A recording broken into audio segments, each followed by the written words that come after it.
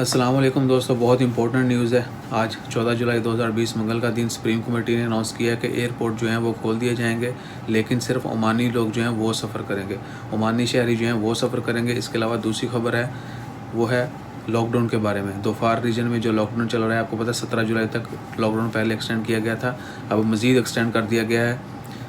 इंशाल्लाह थोड़ी देर में डिटेल आती हैं, आपसे वो भी शेयर करेंगे। एक बार फिर रिपीट कर दूं, एयरपोर्ट खोलने का ऐलान कर दिया गया है, लेकिन सिर्फ ओमानी लोग जो हैं, ओमानी शहरी जो हैं वो सफ़र कर सकेंगे, वो भी बहुत सख्त कोरोना के जो कवानीन हैं उनको फॉलो करते हुए, और जितनी भी हदायत दी जाएंगी उन पर अमल करते हुए वो सफ़र कर सकेंगे। इसके अलावा दोफार रीजन और मसीरा आइलैंड जो है लॉकडाउन उसको भी बढ़ाने का ऐलान कर दिया गया है। इंशाल्लाह जल्द ही जो है वो न्यूज़ डिटेल्स आती हैं, आपसे वो भी शेयर करेंगे। अपना ख्याल रखिएगा, दुआ में याद रखें। जज़ाकल्लाह, अल्लाह हाफिज़। देखते रहिए, इंशाल्लाह जल्द जो है अपडेट जो ही इशू होती हैं मिनिस्ट्री की जानिब से आपसे शेयर करते हैं।